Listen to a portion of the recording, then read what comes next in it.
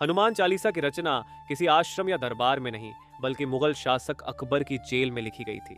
कहा जाता है कि अकबर ने तुलसीदास जी को अपनी सभा में बुलाया और कहा, मुझे भगवान श्री राम से मिलवाओ। तुलसीदास जी ने नम्रता से उत्तर दिया, भगवान श्री राम केवल अपने भक्तों को ही दर्शन देते हैं। इससे क्रोधित होकर अकबर ने उन्हें जेल में डाल दिया।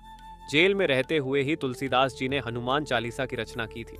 कहा जाता है कि जब तुलसीदास जी ने हनुमान चालीसा का पाठ किया तो अकबर के महल और पूरे शहर में बंदरों का दल उमड़ पड़ा। इस चमत्कार से घबराकर अकबर ने तुलसीदास जी को जेल से रिहा कर दिया। हनुमान चालीसा की शुरुआत 2 दोहों से होती है और इसमें कुल 40 चौपाइयां में है। यहाँ हनुमान जी के गुणों और महान कार्यों का सुंदर वर्णन किया गया है। हनुमान जी की भक्ति न केवल हमें शक्ति देती है, बल्कि जीवन जीने की सही राह भी दिखाती है। आज की शुरुआत पहले दोहे से। श्री गुरु चरण सरोज रजै, निज मनु मुकुरु सुधारी। बरनउँ रघुबर बिमल जसु, जो दायकु फल चारी। श्री गुरु के चरणों की धूल से अपने मन रूपी दर्पण को स्वच्छ करके मैं श्री रामचंद्र जी के निर्मल यश का वर्णन करता हूँ, जो चारों फल धर्म, अर्थ, काम और मोक्ष को प्रदान करने वाला है। अगर सरल भाषा में समझें तो हमें अपने मन और आत्मा को शुद्ध करने के लिए गुरु की कृपा और आशीर्वाद की आवश्यकता है। श्री राम के पवित्र गुणों का पालन करते हुए हम जीवन के इन चारों फल धर्म, अर्थ, काम और मोक्ष को प्राप्त कर सकते हैं। बुद्धिहीन तनु जानिके, सुमिरो पवन कुमार। बल बुद्धि विद्या देहु मोहि, हरहु कलेश विकार। आसान भाषा में अर्थ, मैं खुद को अल्प बुद्धि वाला मानकर हनुमान जी का स्मरण करता हूँ। हे पवन पुत्र हनुमान जी, कृपया मुझे शक्ति, अच्छी बुद्धि और ज्ञान प्रदान करें। मेरे सभी दुखों और बुरी आदतों को दूर करें। जय हनुमान ज्ञान गुण सागर, जय कपीस तिहु लोक उजागर। श्री हनुमान जी की महिमा का गुणगान करते हुए इस चौपाई में बताया गया है। जय हनुमान ज्ञान गुण सागर का अर्थ है, हे हनुमान जी, आपकी जय हो। आप ज्ञान और गुणों के अथाह सागर हैं। आप में शक्ति, भक्ति, बुद्धि और विनम्रता का अद्भुत संगम है। जय कपीस तिहु लोक उजागर, अर्थात हे वानर राज, आपकी कीर्ति तीनों लोकों में फैली हुई है। हर लोक में आपकी महिमा गूंजती है। देवता आपकी वंदना करते हैं, मनुष्य आपकी शरण में आते हैं और असुर आपकी अपार शक्ति से कांप उठते हैं। जब लंका की अशोक वाटिका में माता सीता दुखी बैठी थीं, तभी एक नन्हा वानर पेड़ से उतरा और बोला, हे माता, मैं हनुमान, श्री राम का दूत, ये उनकी अंगूठी है, वे जल्द ही आएंगे। माता सीता की आंखों में आशा जगी, लेकिन तभी राक्षसों ने हनुमान जी को घेर लिया।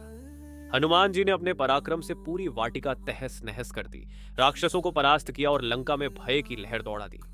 रामदूत अतुलित बल धामा, अंजनी पुत्र पवन सुत नामा। श्री हनुमान जी की महिमा का गुणगान करते हुए इस चौपाई में बताया गया है कि हे हनुमान जी, आप श्री राम के प्रिय दूत हैं और अतुलनीय बल के धाम हैं। आपकी शक्ति की कोई सीमा नहीं, आपके समान पराक्रमी और कोई नहीं। आप माता अंजनी के पुत्र और पवन देव के आशीर्वाद से जन्मे हैं, इसलिए आपको पवन पुत्र कहा जाता है। आपकी गति, शक्ति और साहस अद्वितीय हैं। क्या कभी आपके मन में बेवजह डर, चिंता या नकारात्मक विचार आते हैं? कभी ऐसा लगता है कि मन अशांत है और सब उलझा हुआ सा महसूस हो रहा है? ऐसे समय में एक ही नाम सबसे पहले मन में आता है, श्री हनुमान जी, जो गलत विचारों को दूर करते हैं, मन को शांत करते हैं और सही राह दिखाते हैं।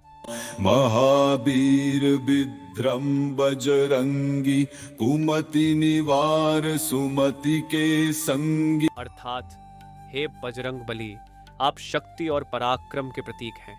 आप बुरी सोच को दूर करते हैं और अच्छे विचारों वालों के सच्चे मार्गदर्शक हैं। जब माता अंजनी अपने लल्ला को निहारती तो मानो समय ठहर जाता। बाल हनुमान का सोने सा दमकता रंग, उनके कानों में झिलमिलाते कुंडल और घुंघराले बाल, उनकी दिव्यता की झलक मात्र ही मन को प्रसन्न कर देती।